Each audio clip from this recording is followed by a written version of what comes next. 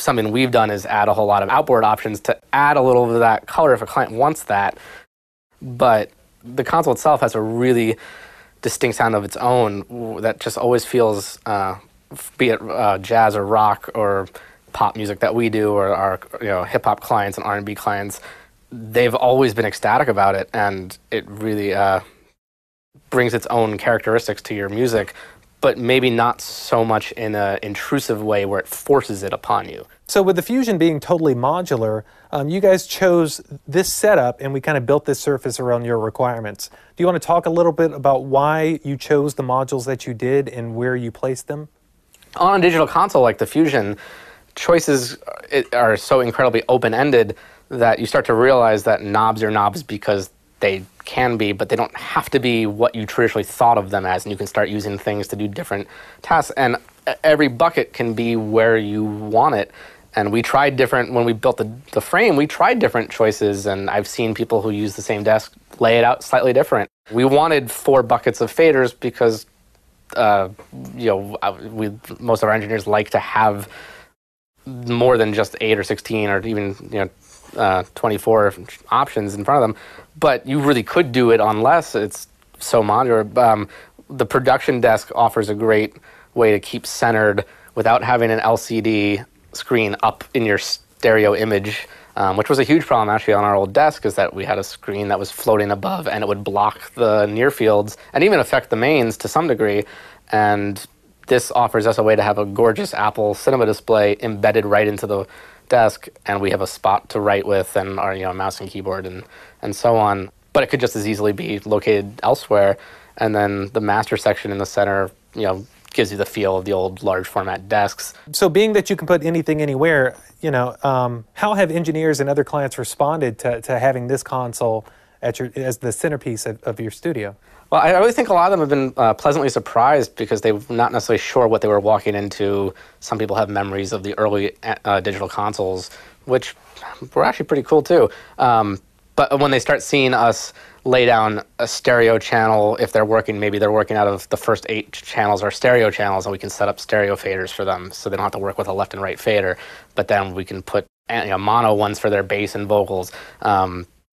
You can start to see the smile come on their face, and when they start like, well, how can I get to that? And you're like, oh, well, which way would you like to do it? And it's laid out in a very comprehensive way. It's not, it does feel like a traditional desk, and obviously in the channel strip layout, and even the patch net and using the software is very intuitive to what an old patch bay felt like. There's an input and an output, and you route it the same way. It's just with a mouse click instead of a patch cable. So it's not scary to engineers who are used to one way, and it comes very quick. We had a session just a week ago where I had to leave for a while, and an engineer was mixing one of my songs, and he'd never worked on this desk before, and I came back. I went to dinner, and I came back, and he had automation on almost every channel. He had EQs being automated. He was automating aux throws through the aux ends, and he did it. He just grabbed the manual from our back room, and in half an hour, he was able to figure all that out. I was actually I was amazed when I came in and saw all that he had done with such relative ease.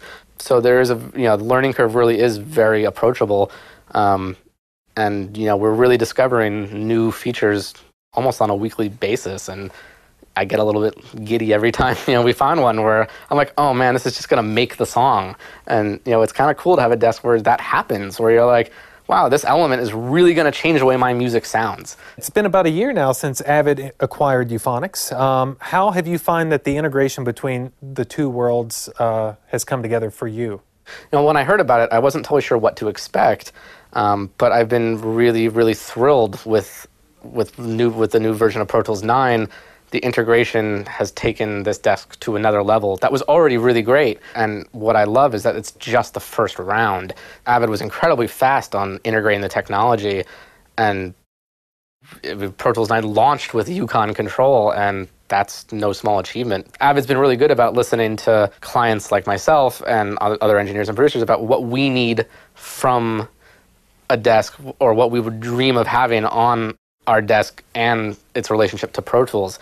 And I've already seen several instances where a new feature has been added that I'm sure I'm not the only one who requested it, but they've been very aware of what the common user wants to be able to do. And I'm very excited about what will be added over the next months into the next years. So in terms of support, we at Avid feel like on a pro level such as this, it's more of a partnership. I mean, do you feel that we've honored that side of the relationship? We knew we were undertaking a big decision by installing this, and we knew we would need that support, especially at the start, because it was a new world for us, and we didn't have anybody in-house that had so much experience on it. So we needed to know we could reach out, and it really has been incredible. Because we're a public studio, we run 24 hours a day, and sometimes we need a question answered at 4 in the morning, and it's never been an issue, and that's pretty remarkable on a pro level to have that, to have the relationships with the people at the company. And sometimes we'll have a question that comes up that it's not such that there's a problem, it's just that we don't know how to answer that for a client because we've never needed to do what they want to do, and I'm not totally sure how to do it. But I can call, and it's usually, of course, there is a way to do it, and we'll get the answer. So they've been really good, and that was a big concern for me, is to know that we had somebody out there that would walk us through issues that arose and help, and know we could turn to when there was a question. So as a studio owner, having come from the analog world and now into the digital, what aspects of this system do you find different, and how has it improved your business? Well, it's been multifaceted, and really it's helped in several different ways. Obviously, there's the workflow and the ability to cater to our clients and learn how they like to work, and then they know that they get what they like when they walk in the door and don't have to ask and don't have route-in choices or just work surface choices are all ready for them, and they'll be their template, and they can start every song fresh with their template. We don't even have to set it up. So there's obviously a speed improvement. On a strictly business-oriented front, when we had the analog desk, our electric bill was incredibly high. But the next month, after we installed the Fusion, the electric bill came, and it was, with no exaggeration, over 2/3 less than it had been the month before. And the only thing that changed in the entire facility was the desk. From being a producer and studio owner, I mean, you can come in the morning and you can work on your projects, and literally, 5-10 minutes later, you can book a session and they can open up a title and the whole desk resets to how they were. Exactly. I've had clients who are friends of mine come in, and I might have an artist in from out of town, and they can go on a dinner break, and I can play the client a mix, pull up my mix, completely going back to outboard gear, and shut it back down, and they haven't even ordered their appetizers yet. So, I mean, it's safe to say, you dig the console? Every day a little bit more. I regret not having it years ago, both for my own music and my own artists, and what it brings to what I write and what I create, and also what our clients experience, and of course as a business owner as well. But we're ecstatic with it. It's a competitive field, and to have this kind of new technology and to really feel like you're ahead of the technology curve, which is an incredibly rare feeling when you deal with anything in technology, be it your computers or laptops or your cell phone, to have something where you say, this is the future. Like, this isn't what everyone else is doing. This takes what everyone else tried to do and shoot it 10 years further along. This is where music needs to go, this kind of work environment, this kind of sound, this kind of flexibility. Well, Andrew, thank you so much for taking the time to speak with us today and share your amazing studio with us. And as we've learned, 5 minutes from now, we could turn these cameras off and you could do a session. So, yeah. In fact, I will be doing one. So where can people go to find out more information on the studio, how to book, and the gear, etc.? We're online at taintedblue.com. We would love people to come and try this console out, because I don't think you can truly understand what the potential is until you sit down at it and just go. Just open up a session and just go and start trying stuff. It's life-changing for your music.